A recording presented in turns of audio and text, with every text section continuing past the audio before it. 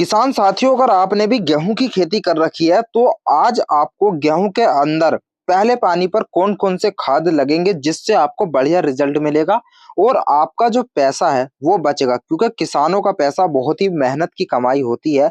उसको खराब नहीं होने दूंगा, ना ही मैं उसे दुकानदारों पर दिलवाऊंगा। ऐसे में किसान साथियों, आज आपको बहुत ही कम खर्च में आपकी गेहूं की फसल से रिकॉर्ड तोड़ कल्ले और शानदार वाली ग्रोथ के आपको फॉर्मूला बता देने वाला हूं, जिससे आप अपने गेहूं से अच्छा उत्पादन भी प्राप्त करेंगे आगे चल के। और इस समय आप पहली सिंचाई पर इन खाद और उर्वरकों का इस्तेमाल करके अपने गेहूं से रिकॉर्ड तोड़ कल्ले भी प्राप्त कर पाएंगे।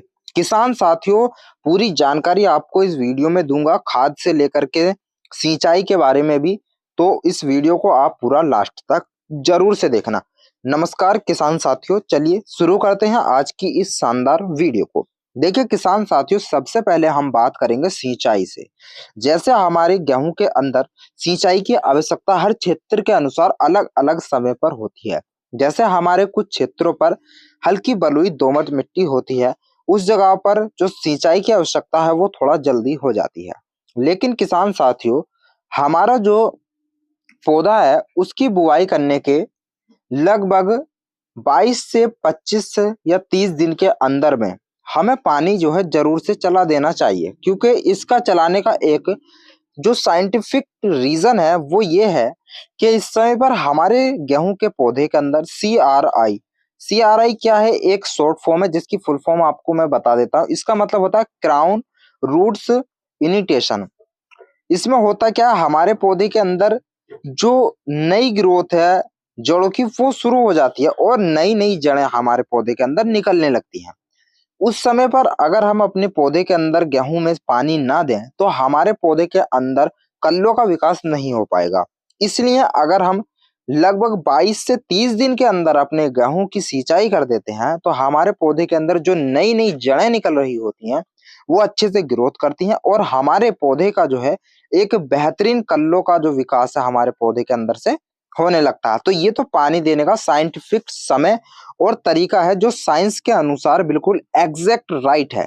तो आप इस समय पर अपने गेहूं की सिंचाई अवश्य कर दें। अब किसान साथियों, बात कर लेते हैं हमें अपने गेहूं के अंदर कौन से खाद कौन से उर्वरक देने हैं जिससे हमें फायदा मिले, ना कि टुच्चक मुच्चक वाले खाद डालकर पैसा बर्बाद करना है। अब किसान साथियों देखिए, सबसे पहले आप भी जानते हैं कि यूरिया की आवश्यकता सभी पौधों को बहुत ही ज्यादा होती है। यूरिया से हमारे पौधे के अंदर जो प्रकाश संश्लेषण की क्रिया वो अच्छे से होती है, पौधे के अंदर हरापन आता है जिससे पौधा अच्छा विकास करके चलता है। किसान साथी, सबसे पहले यूरिया हुआ हमारा जो कि नाइट्रोजन है, इसकी मात्रा हमें अपने 1 एकड़ खेत के लिए 30 से 40 किलो लेनी होगी। अब किसान हमारे इसके साथ में कोई बायोवीटा मिलाता है, कोई सागरिका मिलाता है, कोई अलग अलग प्रोडक्ट मिलाते हैं, वो भी दुकानदारों के कहने पर, क्योंकि उनके कहने पर अगर आप चलेंगे, उन्हें सिर्फ अपनी जेब गर्म करने से मतलब है, आपकी जेब पर उनका कोई असर नहीं होने वाला, चाहे आपकी फसल खराब हो या आपका पैसा बर्बाद हो। अब आपको क्या करना है, आपको अपने खेत के लिए 30 से 40 किलो यूरिया लेना है और यूरिया के अंदर आप जो है जिंक जो है वो मिला लें। जिंक से हमारे पौधे के अंदर काफी फायदा मिलेगा और ये आपको सस्ती भी पड़ जाएगी। अगर आप 33% वाली जिंक लेते हैं तो 7 किलो ले लेना, और अगर आपको 21% वाली मिल रही है तो आप 10 किलो या 9 किलो भी ले लें। आपको इन दोनों को डाल देना, इससे आपका बढ़िया रिजल्ट देखने को मिल जाएगा आपको अपनी गेहूं की फसल में। अब हमारे किसान साथियों को पहले जब हमारी गेहूं की बुवाई हुई थी उस समय पर वो DAP या NPK उनको नहीं मिल रहा था, वो नहीं डाल पाए या फिर डाला था कम मात्रा में डाला था, तो उनके लिए क्या है, वो जो है हमारे गेहूं के अंदर इस समय पर फॉस्फोरस जो है लगभग 30 किलो और DAP या NPK जो है हमारा वो इन दोनों के अंदर में आपको मिल जाता है। अगर आप DAP डाल रहे हैं तो 30 किलो डाल दें, या फिर आप NPK डाल रहे हैं तो भी 30 किलो डाल दें, क्योंकि हमें फॉस्फोरस अपने पौधे को देना है। फॉस्फोरस हमारा DAP के अंदर भी मिलता है और NPK के अंदर भी मिलता है। तो आप जो है इन दोनों में से किसी एक को 30 किलो डाल दें। अब किसान साथियों, हमें जो है सल्फर भी डालना है।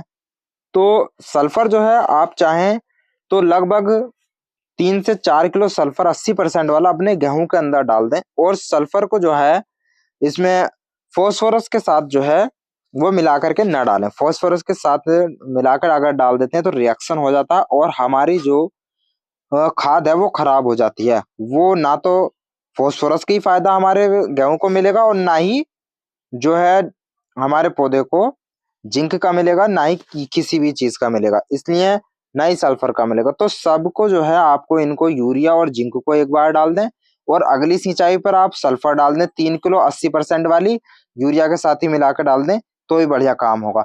लेकिन किसान साथियों, आप सबसे पहली सिंचाई पर यूरिया के साथ में 30 किलो यूरिया ले लें और 7 किलो 33% वाली आप जो है जिंक ले लें और किसान साथियों 1 किलो ह्यूमिक एसिड लें। ह्यूमिक एसिड जड़ों का विकास करवाएगा और आपकी जो पौधे की कल्ले देने की क्षमता है वो बढ़ जाएगी और आपको रिकॉर्ड कल्ले जो है अपने गेहूं से प्राप्त होंगे।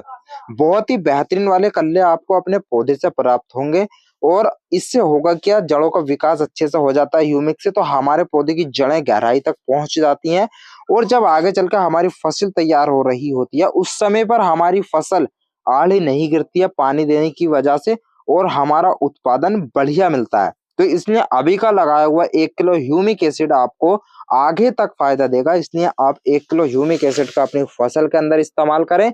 आप जो भी मैंने आपको ये खाद यूरिया के साथ बताए हैं, जिंक बताइए, सल्फर बताइए, इनका इस्तेमाल करें और बेहतरीन वाला रिजल्ट आपको मिलेगा। वीडियो पसंद आया हो तो वीडियो को लाइक करें, चैनल को सब्सक्राइब